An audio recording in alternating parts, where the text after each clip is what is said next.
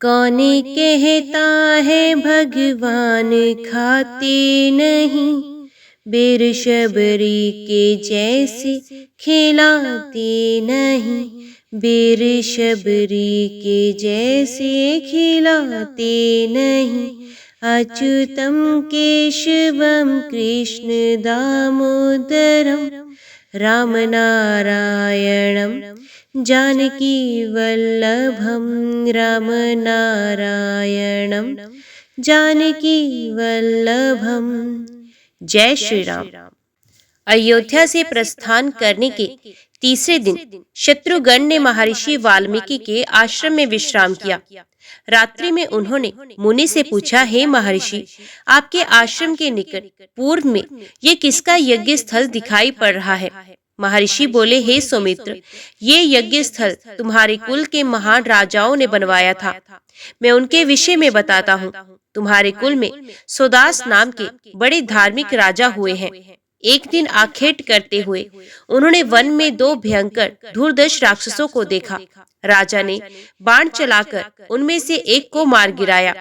ये देखकर दूसरा राक्षस ये कहता हुआ अदृश्य हो गया कि हे पापी, तूने मेरे इस मित्र को निरपराध मारा है, अतः मैं इसका प्रतिशोध अवश्य लूंगा। कुछ समय पश्चात सुदास ने अपने पुत्र वीरसेन को राज्य देकर और वशिष्ठ जी को पुरोहित बनाकर स्थान पर अश्वमेध यज्ञ किया। उस समय वही राक्षस अपने प्रतिशोध लेने के लिए वहां आया और वशिष्ठ जी का रूप बनाकर राजा से बोले कि आज मुझे मांस युक्त भोजन कराओ, इसमें सोच विचार की आवश्यकता नहीं है। राजा ने अपने रसोइये को ऐसा ही आदेश दिया। इस आदेश को सुनकर वे आश्चर्य में पड़ गया। तभी वे राक्षस रसोइये के वेश में वहां उपस्थित हुआ और भोजन में मनुष्य का मांस मिलाकर राजा को दिया। राजा ने अपनी पत्नी सहित वे भोजन वशिष्ठ जी को परोस दिया। जब वशिष्ठ जी को ज्ञात हुआ कि भोजन में मनुष्य का मांस है, तो उन्होंने क्रोधित होकर राजा को शाप दिया कि राजन, जैसा भोजन तूने मुझे प्रस्तुत किया, वैसा ही भोजन तुझे भी प्राप्त होगा। तब तो राजा वीरसेन ने भी क्रोधित होकर हाथ में जल लेकर वशिष्ठ जी को शाप देना चाहा, परंतु रानी के समझाने पर वे जल अपने पैरों पर डाल दिया। इससे उनके दोनों पैर काले हो गए। तभी से उनका नाम कलमाशपाद पड़ गया। तत्पश्चात राजा और रानी ने महर्षि वशिष्ठ के पैर पकड़कर क्षमा मांगी और पूरा वृतांत कह सुनाया। तब वशिष्ठ जी ने कहा कि राजन, 12 वर्ष पश्चात आप इस शाप से मुक्त हो जाओगे और तुम्हें इसका स्मरण भी रहेगा। हे शत्रुघ्न, इस प्रकार राजा कलमाशपाद उस शाप को भोगकर उन्हें राज्य प्राप्त कर धैर्य पूर्वक प्रजा का पालन करने लगे। उन्हीं राजा सुदास और राजा कलमाशपाद का ये सुंदर यज्ञ स्थल है। ये कथा सुनकर शत्रुघ्न अपनी पर्णशाला में विश्राम करने गए। जिस दिन शत्रुघ्न वाल्मीकि के आश्रम में पहुंचे, उसी रात को सीता जी ने एक साथ 2 पुत्रों को जन्म दिया। तपस्विनी बालाओं से उनके जन्म का समाचार सुनकर महर्षि ने एक कुशाओं का मट्ठा और उनके लव लेकर मंत्रोच्चार द्वारा उनकी भावी बाधाओं से रक्षा करने की व्यवस्था की। फिर एक का कुश और दूसरे का लव से मार्जन किया। इस प्रकार बड़े बालक का नाम कुश और दूसरे का लव रखा गया। शत्रुघ्न को भी ये समाचार पाकर अत्यंत प्रसन्नता हुई। अगले दिन प्रातःकाल सब कृत्यों से निवृत्त होकर शत्रुघ्न मधुपुरी की ओर चल दिए। मार्ग में 7 रात्रियां व्यतीत करके वे महर्षि च्यवन के आश्रम में पहुंचे। अगले दिन प्रातःकाल होने पर जब लवणासुर अपने पुर से बाहर निकला, तभी शत्रुघ्न हाथ में धनुष बाण लेकर मधुपुरी को घेर कर खड़े हो गए। दोपहर होने पर वे क्रूर राक्षस हजारों मरे हुए जीवों को लेकर वहां आया, तो शत्रुघ्न ने उससे द्वंद्व युद्ध के लिए ललकारा। अभिमानी लवण तत्काल उनसे युद्ध करने के लिए तैयार हो गया और बोला, तेरे भाई ने रावण को मारा था, जो मेरी मौसी शूर्पणखा का भाई था। आज मैं उसका बदला तुझसे लूंगा। तुझे पता नहीं, तब तक मैं बड़े बड़े शूरवीरों को धराशायी कर चुका हूँ। तेरी भला क्या गिनती है? ये सुनकर शत्रुघ्न बोले, नराधम, जब तूने उन वीरों को धराशायी किया होगा, तब शत्रुघ्न का जन्म नहीं हुआ था। आज मैं तुझे अपने तीक्ष्ण बाणों से सीधा यमलोक लोक का रास्ता दिखाऊंगा। ये सुनते ही लवण ने क्रोध कर एक वृक्ष उखाड़कर शत्रुघ्न को मारा, परंतु उन्होंने मार्ग में ही उसके सैकड़ों टुकड़े कर दिए। फिर उन्होंने उस पर बाणों की झड़ी लगा दी, किंतु लवण इस आक्रमण से तनिक भी विचलित नहीं हुआ। उल्टे उसने शीघ्रता से एक भारी वृक्ष उखाड़कर उनके सर पर मारा, जिससे उन्हें क्षणिक मूर्छा आ गई। मूर्छित शत्रुघ्न को मरा हुआ समझ वे अपना आहार जुटाने और सैनिकों को खाने लग गया, अपना शूल लेने नहीं गया। मूर्छा भंग होते ही शत्रुघ्न ने रघुनाथ जी द्वारा दिया हुआ अमोघ बाण लेकर उसके वक्षस्थल पर छोड़ दिया।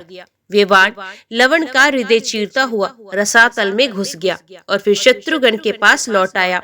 उधर लवणासुर ने भयंकर चित्कार करके अपने प्राण त्याग दिए। शत्रुघ्न ने उस नगर को फिर से बसाकर उसका नाम मधुपरी रखा। थोड़े ही दिनों में नगर सब प्रकार से सुख पर संपन्न हो गया। इस नगर को नवीन रूप पाने में 12 वर्ष लग गए। फिर एक सप्ताह के लिए शत्रुघ्न अयोध्या चले गए। एक दिन श्री राम अपने दरबार में बैठे थे, तभी एक बूढ़ा ब्राह्मण अपने मरे हुए पुत्र का शव लेकर राजद्वार पर आया और हाय पुत्र कहकर विलाप करते हुए कहने लगा, मैंने पूर्व जन्म में कौन से पाप किए थे जिससे मुझे अपनी आंखों से अपने इकलौते पुत्र की मृत्यु देखनी पड़ी। केवल 13 वर्ष 10 महीने और 20 दिन की आयु में ही तू मुझे छोड़कर सिद्ध चला गया। मैंने इस जन्म में कोई पाप या मिथ्या भाषण भी नहीं किया, फिर तेरी अकाल मृत्यु क्यों हुई? इस राज्य में ऐसी दुर्घटना पहले कभी नहीं हुई। निस्संदेह ये श्री राम के ही किसी दुष्कर्म का फल है। उनके राज्य में ऐसी दुर्घटना घटी है। यदि श्री राम ने तुझे जीवित नहीं किया तो हम स्त्री पुरुष यही राजद्वार पर भूखे प्यासे रहकर अपने प्राण त्याग देंगे। श्री राम फिर तुम इस ब्रह्म हत्या का पाप लेकर सुखी रहना। राजा के दोष से जब प्रजा का विधिवत पालन नहीं होता, तभी राजा को ऐसी विपत्तियों का सामना करना पड़ता है। इससे स्पष्ट है कि राजा से ही कोई अपराध हुआ है। इस प्रकार की बातें करता हुआ वे विलाप करने लगा। जब श्री रामचंद्र जी इस विषय पर मनन कर रहे थे, तभी वशिष्ठ जी 8 ऋषि मुनियों के साथ दरबार में आए। उनमें नारद जी भी थे। श्री राम ने जब ये समस्या उनके सम्मुख रखी तो नारद जी बोले, राजन, जिस कारण से इस बालक की अकाल मृत्यु हुई वे मैं आपको बताता हूँ। सतयुग में केवल ब्राह्मण ही तपस्या किया करते थे। फिर त्रेता के आरंभ में क्षत्रियों को भी तपस्या का अधिकार मिल गया। अन्य वर्णों का तपस्या में रत होना अधर्म है। हे राजन, निश्चय ही आपके राज्य में कोई शूद्र वर्ण का मनुष्य तपस्या कर रहा है। इसी से इस बालक की मृत्यु हुई है। इसलिए आप वो खोज कराइए कि आपके राज्य में कोई व्यक्ति कर्तव्यों की सीमा का उल्लंघन तो नहीं कर रहा। इस बीच ब्राह्मण के इस बालक को सुरक्षित रखने की व्यवस्था कराइए। नारद जी की बात सुनकर उन्होंने ऐसा ही किया। एक और सेवकों को इस बात का पता लगाने के लिए भेजा। कोई वांछित व्यक्ति ऐसा कार्य तो नहीं कर रहा जो उसे नहीं करना चाहिए। दूसरी ओर विप्रपुत्र के शरीर की सुरक्षा का प्रबंध कराया गया। वे स्वयं भी पुष्पक विमान में बैठकर ऐसे व्यक्ति की खोज में निकल पड़े। पुष्पक उन्हें दक्षिण दिशा में स्थित शैवाल पर्वत पर बने एक सरोवर पर ले गया।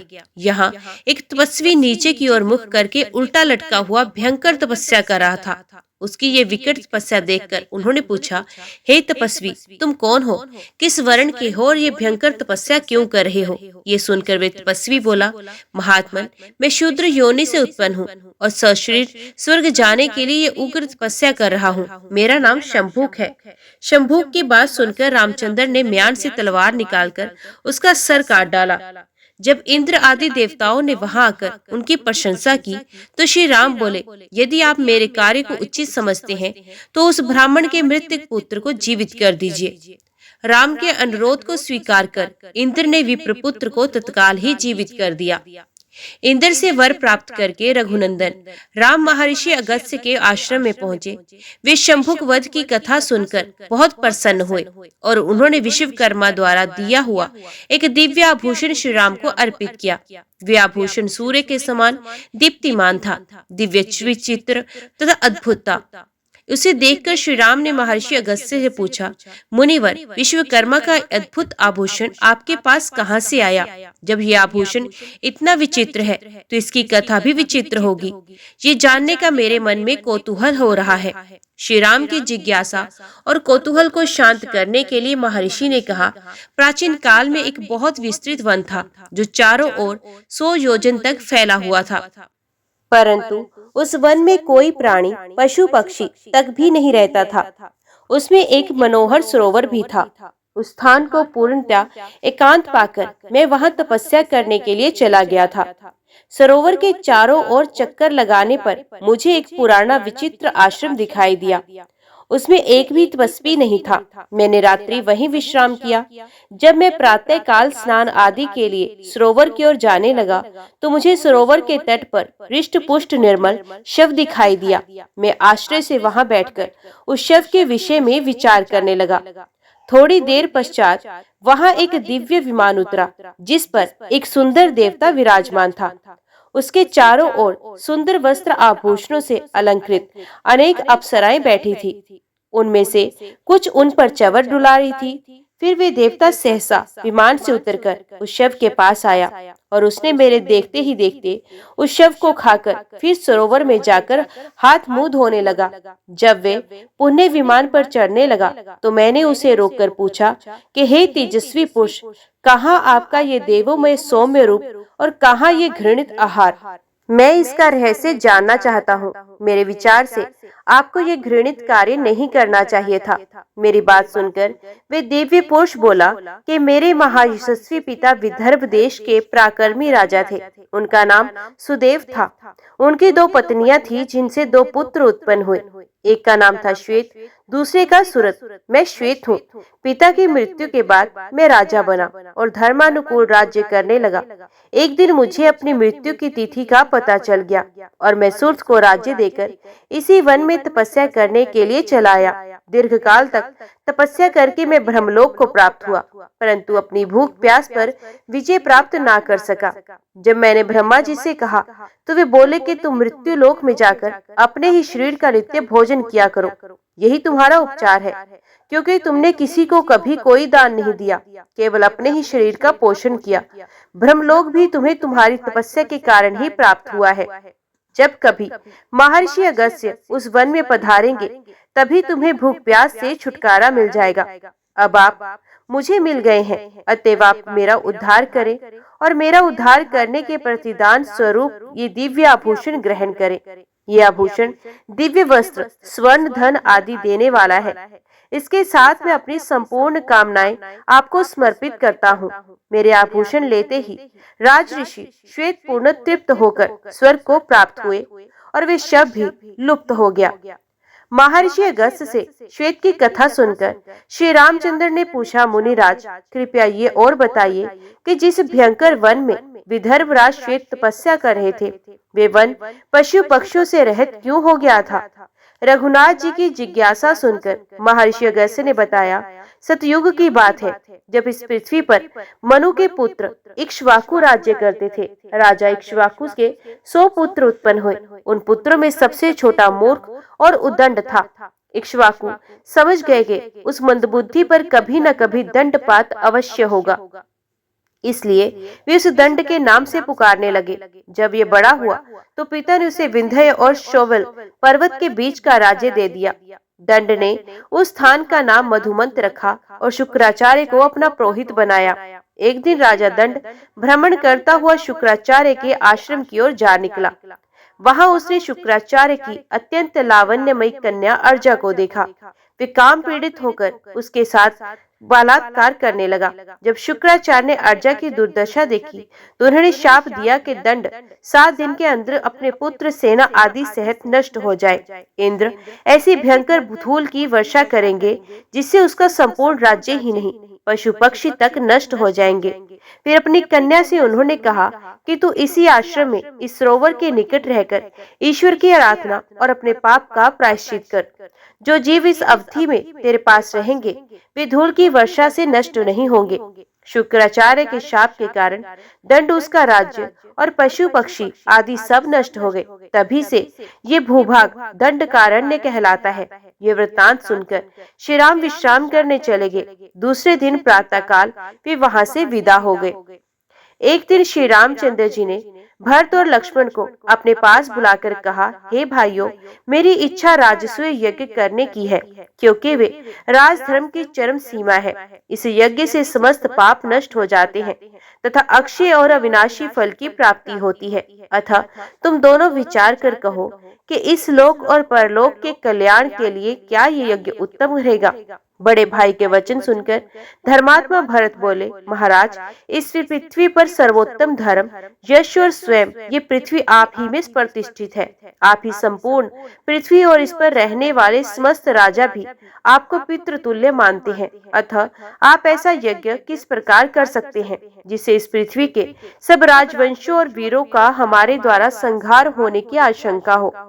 भरत के युक्ति युक्त वचन सुनकर श्री राम बहुत प्रसन्न हुए और बोले, भरत, तुम्हारा सत्य परामर्श धर्म संगत और पृथ्वी की रक्षा करने वाला है।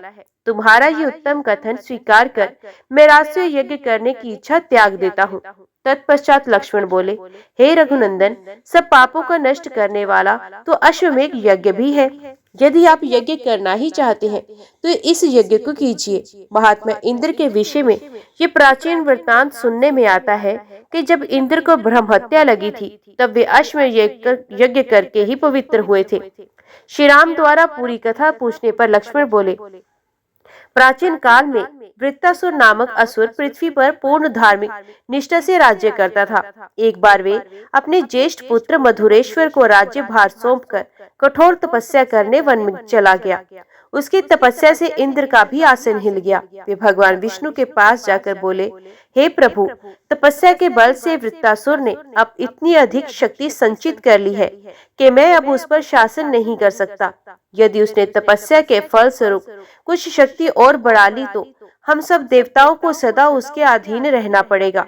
इसलिए प्रभु, आप कृपा करके संपूर्ण लोगों को उसके आधिपत्य से बचाइए। किसी भी प्रकार उसका वध कर दीजिए। देवराज इंद्र की ये प्रार्थना सुनकर भगवान विष्णु बोले कि ये तो तुम जानते हो देवराज, मुझे वृत्तासुर से स्नेह है, इसलिए मैं उसका वध नहीं कर सकता, परंतु तुम्हारी प्रार्थना भी मैं अस्वीकार नहीं कर सकता। इसलिए मैं अपने तेज को 3 भागों में इस प्रकार विभाजित कर दूंगा जिससे तुम स्वयं वृत्तासुर का वध कर सको। मेरे तेज का एक भाग तुम्हारे अंदर प्रवेश करेगा, दूसरा तुम्हारे वज्र में और तीसरा पृथ्वी में, ताकि वे वृत्तासुर के धराशायी होने पर उसका भार सहन कर सके। भगवान से ये वरदान पाकर इंद्र देवताओं सहित उस वन में गए जहाँ वृत्तासुर तपस्या कर रहा था। अवसर पाकर इंद्र ने अपने शक्तिशाली वज्र वृत्तासुर के मस्तक पर दे मारा। इससे वृत्त का सर कटकर अलग जा पड़ा। सर कटते ही इंद्र सोचने लगे, मैंने एक निरपराध व्यक्ति की हत्या करके भारी पाप किया।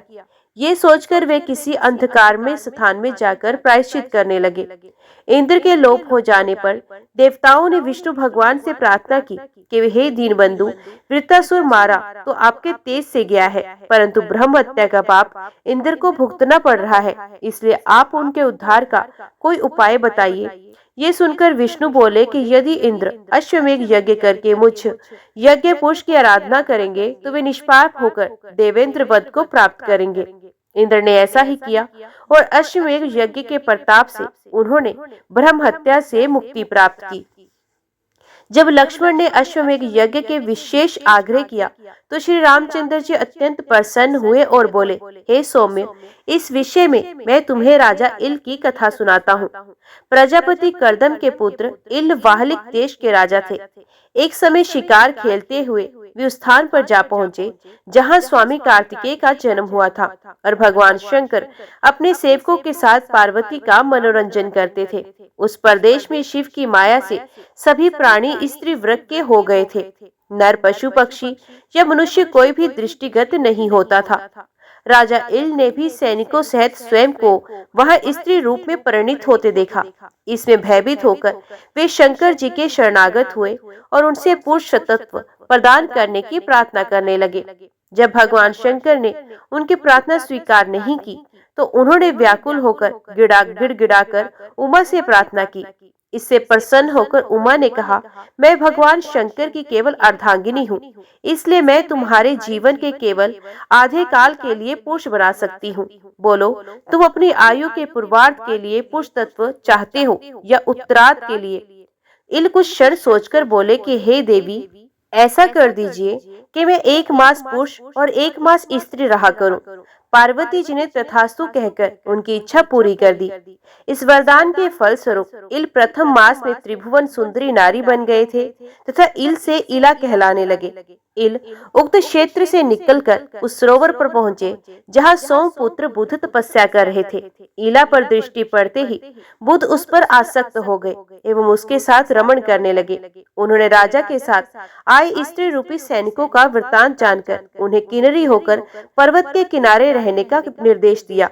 उन्होंने आग्रह करके इल को 1 वर्ष के लिए वहीं रोक लिया। 1 मास पश्चात इला ने इल के रूप में पुरुष तत्व प्राप्त किया। अगले मास वे फिर नारी बन गए। इसी प्रकार ये क्रम चलता रहा और वे 9वें मास में इला ने पूर्वा को जन्म दिया। अंत में इल को इस रूप परिवर्तन से मुक्ति दिलाने के लिए बुध ने महात्माओं से विचार विमर्श करके शिवजी को विशेष प्रिय लगने वाला अश्वमेघ यज्ञ कराया। इससे प्रसन्न होकर शिवजी ने राजा इल को स्थायी रूप से पौरुष प्रदान किया। श्री रामचंद्र जी बोले, हे महाबाहु, वास्तव में अश्वमेघ यज्ञ अमित प्रभाव वाला है। सब भाइयों के आग्रह को मानकर रामचंद्र जी ने वशिष्ठ, वामदेव, जाबाली, कश्यप आदि ऋषियों को बुलवाकर परामर्श किया। उनकी स्वीकृति मिल जाने पर वानर राज सुग्रीव को संदेश भेजा गया कि वे विशाल वानर सेना के साथ यज्ञोत्सव में भाग लेने के लिए आए। फिर विभीषण सहित अन्य राज महाराजाओं को भी इसी प्रकार के संदेश और निमंत्रण भेजे गए। संसार भर के ऋषि महर्षियों को भी सपरिवार आमंत्रित किया गया। कुशल कलाकारों द्वारा नैमिषारण्य में गोमती तट पर विशाल एवं कलापूर्ण यज्ञ मंडप बनाने की व्यवस्था की गई। विशाल हवन सामग्री के साथ आगंतुकों के भोजन, निवास आदि के लिए बहुत बड़े पैमाने पर प्रबंध किया गया। नैमिषारण्य में दूर दूर तक बड़े बड़े बाजार लगवाए गए। सीता की स्वर्णमयी प्रतिमा बनवाई गई। लक्ष्मण को एक विशाल सेना और शुभ लक्षणों से संपन्न कृष्ण वर्ण अश्व के साथ विश्व भ्रमण के लिए भेजा गया। देश देश के राजाओं ने श्री कृष्ण को अद्भुत उपहार भेंट करके अपनी पूर्ण सहयोग का आश्वासन दिया। आगत याचकों मनचाही वस्तुएं संकेत मात्र से ही दी जा रही थी। उस यज्ञ को देखकर ऋषि मुनियों का कहना था कि ऐसा यज्ञ पहले कभी नहीं हुआ। ये यज्ञ 1 वर्ष से भी अधिक समय तक चलता रहा।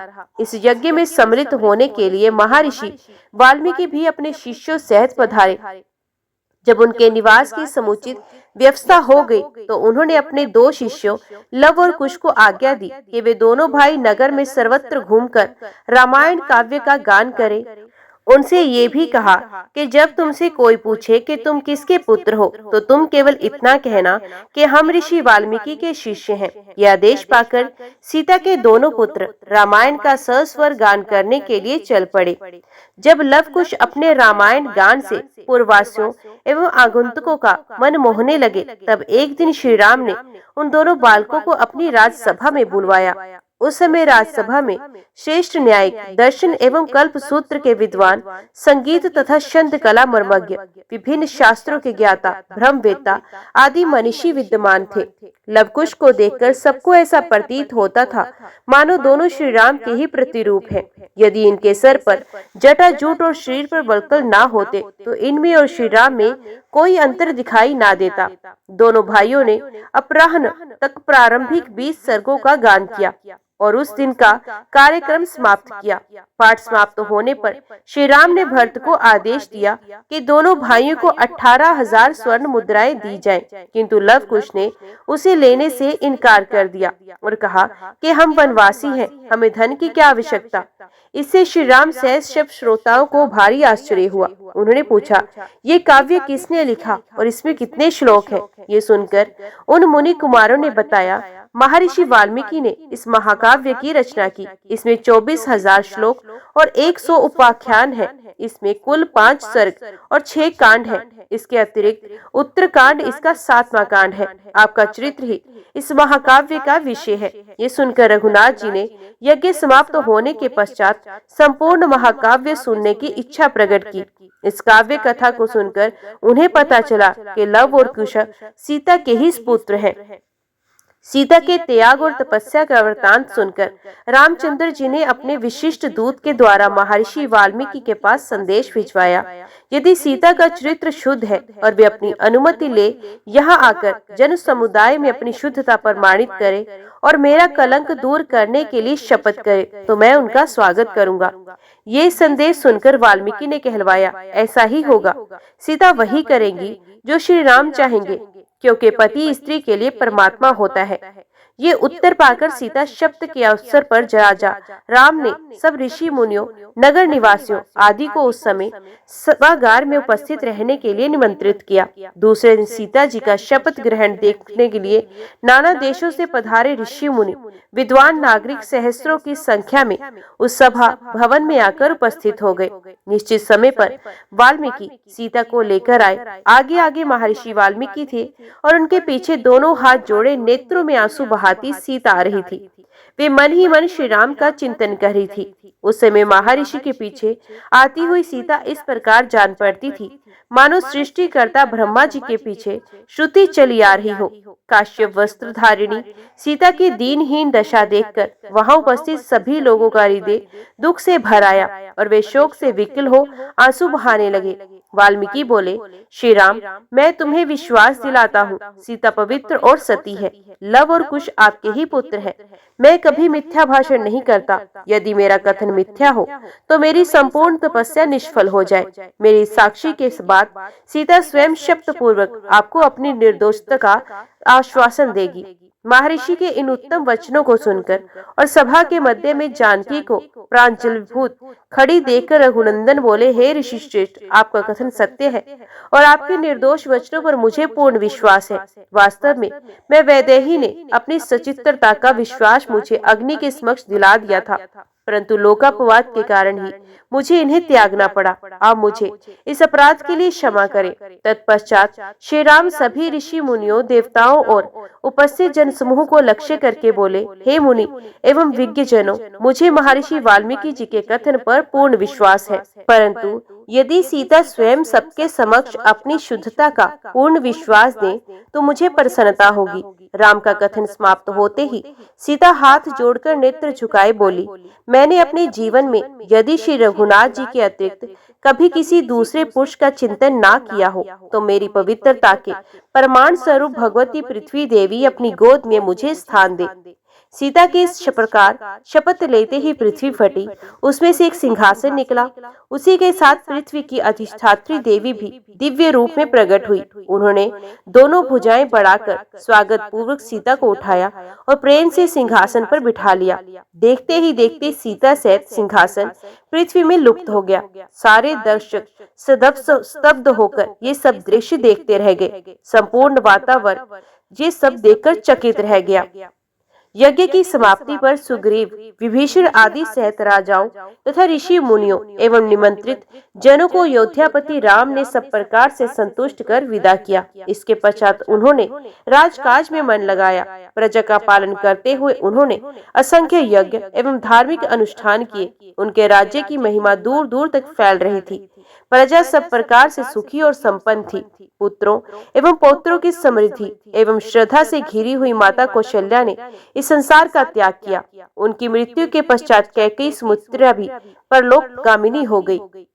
भरत के पुत्र तक्ष और पुष्कर जब बड़े हुए तो कैकेयी, नरेश तथा भरत के मामा युधाजित ने श्री राम के पास संदेश भेजा कि सिंधु नदी के दोनों तटों पर गंधर्व देश बसा हुआ है। उस प्रदेश में गंधर्वराज शैलुष अपने 3 करोड़ महापराक्रमी गंधर्वों के साथ राज्य करते हैं। यदि आप उस प्रदेश को जीतकर सिंधु देश के दोनों ओर के प्रांतों को तक्ष और पुष्कर को सौंप दें तो अति उत्तम हो। कैकेयी नरेश की आगे को शिरोधार्य कर श्री राम ने भरत को गंधर्व देश पर आक्रमण का आदेश दिया। कैकेयी नरेश युधाजित भी अपनी सेना लेकर भरत के साथ आ मिले। दोनों सेनाओं ने मिलकर गंधर्वों की राजधानी पर धावा बोल दिया। दोनों ओर की सेनाएं भयंकर गर्जन तर्जन करती हुई परस्पर युद्ध करने लगी। देखते देखते समर भूमि में रक्त की नदियां बह गई। सैनिकों के रुंड मुंड उस शोणित सरिता में जल जंतु की भांति बहते दिखाई देने लगे। 7 दिन तक ये भयानक युद्ध चलता रहा। अंतिम दिन वीर भरत ने संवर्त नामक अस्त्र का प्रयोग करके गंधर्व सेना का सर्वनाश कर दिया। इस प्रकार गंधर्वों को परास्त कर भरत ने 2 सुंदर नगरों की स्थापना की। एक का नाम तक्षशिला रखा और तक्ष को वहां का राजा बनाया। दूसरे का नाम पुष्क कलावत रखा, उस पर पुष्कर को सौंप दिया। नए अधिपतियों के शासन में दोनों नगरों ने अभूतपूर्व उन्नति की। 5 वर्ष पश्चात भरत अयोध्या लौट आए। इसके पश्चात श्री रामचंद्र ने भरत के परामर्श से लक्ष्मण के पुत्र अंगद के लिए कारुमत और चंद्रकांत के लिए चंद्रकांत नगर का निर्माण किया और उन्हें वहां का राजा बनाया। राजकाज की समुचित व्यवस्था करने के लिए उन्होंने अंगद के साथ लक्ष्मण को, चंद्रकांत के साथ भरत को भेजा, जो 1 वर्ष तक वहां रहकर समुचित प्रबंध करके अयोध्या वापस लौट आए। जब इस प्रकार राज्य करते हुए श्री रघुनाथ जी को बहुत वर्ष व्यतीत हो गए, तब एक दिन काल तपस्वी के वेश में राजद्वार पर आया। उसने संदेश भिजवाया कि मैं महर्षि अतिबली का दूत हूँ और अत्यंत आवश्यक कार्य के साथ श्री रामचंद्र जी से मिलना चाहता हूँ। संदेश पाकर रामचंद्र जी ने उसे तत्काल बुलावा भेजा। काल के उपस्थित होने पर श्री राम ने उन्हें सत्कार पूर्वक यथोचित आसन दिया और महर्षि अतिबल का संदेश सुनाने का आग्रह किया। ये सुनकर मुनि वेशधारी काल ने कहा, ये बात अत्यंत गोपनीय है। यहाँ हम दोनों के अतिरिक्त कोई तीसरा व्यक्ति नहीं रहना चाहिए। मैं आपको इसी शर्त पर उसका संदेश सुनाऊंगा। यदि बातचीत के समय कोई व्यक्ति आ जाए तो आप उसका वध कर देंगे। श्री राम ने काल की बात मानकर लक्ष्मण से कहा, तुम इस समय द्वारपाल को विदा कर दो और स्वयं ड्योढ़ी पर जाकर खड़े हो जाओ। ध्यान रहे, इन मुनि के जाने तक कोई यहाँ ना आने पाए। जो भी आएगा मेरे द्वारा मारा जाएगा। जब लक्ष्मण वहां से चले गए तो उन्होंने काल से महर्षि का संदेश सुनाने के लिए कहा। उनकी बात सुनकर काल बोला, मैं आपकी माया द्वारा उत्पन्न आपका पुत्र काल हूँ। ब्रह्मा जी ने कहलवाया है कि आपने लोगों की रक्षा करने के लिए जो प्रतिज्ञा की थी वो पूरी हुई। अब आपके स्वर्ग लौटने का समय आ गया है। वैसे आप अब भी यहाँ रहना चाहें तो आपकी इच्छा है। ये सुनकर श्री राम ने कहा, जब मेरा कार्य पूरा हो गया है तो फिर मैं यहाँ रहकर क्या करूँगा। मैं शीघ्र ही अपने लोक को लौटूंगा। जब काल रामचंद्र जी से इस प्रकार वार्तालाप कर रहा था, उस समय राजप्रसाद के द्वार पर महर्षि दुर्वासा रामचंद्र से मिलने आए। वे लक्ष्मण से बोले, मुझे तत्काल राघव से मिलना है। विलंब होने से मेरा काम बिगड़ जाएगा, इसलिए तुम उन्हें तत्काल मेरे आगमन की सूचना दो। लक्ष्मण बोले, वे इस समय अत्यंत व्यस्त हैं। आप मुझे आज्ञा दीजिए, जो भी कार्य होगा मैं पूरा करूंगा। यदि उन्हीं से मिलना है तो आपको 2 घड़ी प्रतीक्षा करनी होगी। ये सुनते ही मुनि दुर्वासा का मुख क्रोध से तमतमा आया और बोले, तुम कभी अभी जाकर राघव को मेरे आगमन की सूचना दो। यदि तुम विलंब करोगे तो मैं शाप देकर समस्त रघुकुल और अयोध्या को अभी क्षण भर में भस्म कर दूंगा।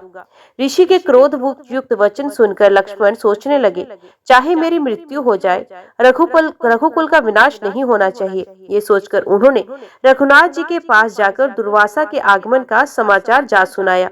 रामचंद्र जी काल को विदा कर महर्षि दुर्वासा के पास पहुँचे। उन्हें देखकर दुर्वासा ऋषि ने कहा, रघुनंदन, मैंने दीर्घकाल तक उपवास करके आज इसी क्षण अपना व्रत खोलने का निश्चय किया है। इसलिए तुम्हारा यहाँ जो भी भोजन तैयार हो तत्काल मंगवाओ और श्रद्धा पूर्वक मुझे खिलाओ। रामचंद्र जी ने उन्हें सब प्रकार से संतुष्ट कर विदा किया। फिर वे काल के दिए गए वचन को स्मरण कर भावी भ्रातृ वियोग की आशंका से अत्यंत दुखी हुए। अग्रज को दुखी देख लक्ष्मण बोले, प्रभु, ये तो काल की गति है। आप दुखी न हो और निश्चित होकर मेरा वध करके अपनी प्रतिज्ञा पूरी करें। लक्ष्मण की बात सुनकर वे और भी व्याकुल हो गए। उन्होंने गुरु वशिष्ठ तथा मंत्रियों को बुलाकर उन्हें संपूर्ण वृत्तांत सुनाया। यह सुनकर वशिष्ठ बोले, राघव, आप सबको शीघ्र ही ये संसार त्याग कर अपने अपने लोकों को जाना है। इसका प्रारंभ सीता सीता के प्रस्थान से हो चुका है, इसलिए आप लक्ष्मण का परित्याग करके अपनी प्रतिज्ञा पूरी करें। प्रतिज्ञा नष्ट होने से धर्म का लोप हो जाता है। साधु पुरुषों का त्याग करना उनके वध करने के लिए सम्मान ही होता है। गुरु वशिष्ठ की सम्मति मानकर श्री राम ने दुखी मन से लक्ष्मण का परित्याग कर दिया। वहां से चलकर लक्ष्मण सरयू के तट पर आए। जल का आचमन कर हाथ जोड़ प्राण वायु को रोक उन्होंने अपने प्राण विसर्जन कर दिए।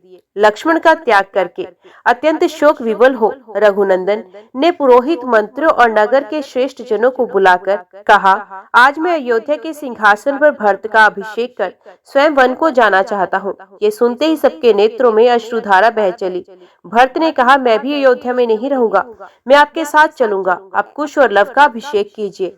प्रजाजन भी कहने लगे कि हम सब भी आपके साथ चलेंगे। कुछ क्षण विचार करके उन्होंने दक्षिण कौशल का राज्य कुश को, उत्तर कौशल का राज्य लव को सौंपकर उनका अभिषेक किया। कुश के लिए विंध्यवाचल के किनारे कुशावती, लव के लिए श्रावस्ती नगरी का निर्माण कराया। फिर उन्हें अपनी अपनी राजधानियों को जाने का आदेश दिया। इसके पश्चात एक द्रुतगामी दूत भेजकर मधुपुर से शत्रुघ्न को बुलाया। दूत ने लक्ष्मण के त्याग, लव कुश के अभिषेक आदि की सारी बातें उन्हें बताई। इस वृतांत को सुनकर शत्रुघ्न को चकित रह गए। तदंतर उन्होंने अपने दोनों पुत्रों सुबाहु और शत्रुघाती को अपना राज्य बांट दिया। उन्होंने सुबाहु को मथुरा का और शत्रुघाती को विदिशा का राज्य सौंप तत्काल अयोध्या के लिए प्रस्थान किया। अयोध्या पहुंचकर वे बड़े भाई से बोले, मैं भी आपके साथ चलने के लिए तैयार होकर आया हूँ। कृपया आप ऐसी कोई बात ना कहें जो मेरे निश्चय में बाधक हो। इसी बीच सुग्रीव भी आ गए और उन्होंने बताया, मैं अंगद का राज्याभिषेक करके आपके साथ चलने के लिए आया हूँ। उनकी बात सुनकर रामचंद्र जी मुस्कुराए और बोले, बहुत अच्छा।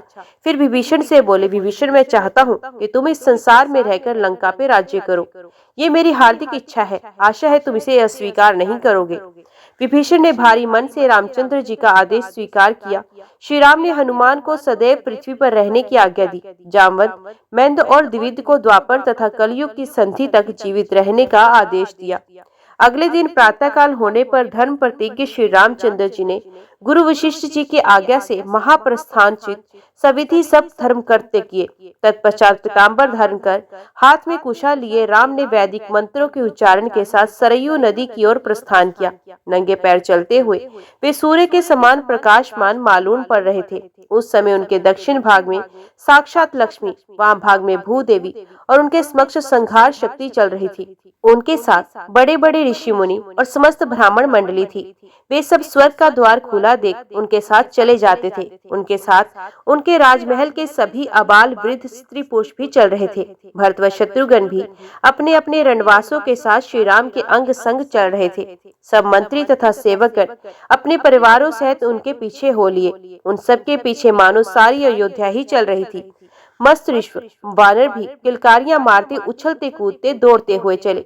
इस मस्त समुदाय में कोई भी दुखी अथवा उदास नहीं था, बल्कि सभी इस प्रकार प्रफुल्लित थे जैसे छोटे बच्चे मनचाहा खिलौना पाने पर प्रसन्न होते हैं। इस प्रकार चलते हुए वे सरयू नदी के पास पहुँचे। उसी समय सृष्टिकर्ता ब्रह्मा जी सब देवताओं और ऋषियों के साथ वहां पहुँचे। श्री राम को स्वर्ग ले जाने के लिए करोड़ों विमान भी वहां आए। उस समय समस्त आकाश मंडल दिव्य तेज से दमकने लगा। शीतल मंद सुगंधित वायु बहने लगी। आकाश में गंधर्व धुंधंबिया बजाने लगे, अप्सराएं नृत्य करने लगी और देवतागण फूल बरसाने लगे। श्री रामचंद्र जी ने सभी भाइयों और साथ में आइस जन्म समुदाय के साथ पैदल ही सरयू नदी में प्रवेश किया। तब आकाश से ब्रह्मा जी बोले, हे राघव, हे विष्णु, आपका मंगल हो। हे विष्णु रूप रघुनंदन, आप अपने भाइयों के साथ अपने स्वरूप भूत लोक में प्रवेश करें। चाहे आप चतुर्भुज विष्णु रूप धारण करें, चाहे सनातन आकाश में अव्यक्त ब्रह्म रूप में रहें। पितामह ब्रह्मा जी की स्तुति सुनकर श्री राम वैष्णवी तेज में प्रविष्ट हो विष्णुमय हो गए। सब देवता, ऋषि मुनि, मृदगण, इंद्र और अगन देव उनकी पूजा करने लगे। नाग, यक्ष, किन्नर, अप्सराएं तथा राक्षस आदि प्रसन्न हो उनकी स्तुति करने लगे। तभी विष्णु रूप श्री राम ब्रह्मा जी से बोले, हे सुव्रत, ये जितने भी जीव स्नेहवश मेरे साथ चले आए हैं, ये सब मेरे भक्त हैं। इस सब को स्वर्ग में रहने के लिए उत्तम स्थान दीजिए। ब्रह्मा जी ने उन सबको ब्रह्मलोक के समीप स्थित संतानक नामक लोक में भेज दिया। वानर और ऋष आदि जिन जिन देवताओं के अंश से उत्पन्न हुए थे वे सब उन्हीं में लीन हो गए। सुग्रीव ने सूर्यमंडल में प्रवेश किया। उस समय जिसने भी सरयू में डुबकी लगाई वही शरीर त्याग कर परमधाम का अधिकारी हो गया। जय श्री राम। आज की वीडियो में इतना ही। उम्मीद करती हूँ वीडियो आपको पसंद आई होगी। वीडियो पसंद आई हो तो वीडियो को लाइक और चैनल को सब्सक्राइब जरूर कीजिएगा। जय श्री राम लिखकर कमेंट बॉक्स में अपनी हाजिरी और अपने सुझाव देना ना भूलेगा। तो मिलते हैं अगली कथा अगली वीडियो के साथ। तब तक के लिए देखते व सुनते रहिए। जय मां कंजक, जय माता दी।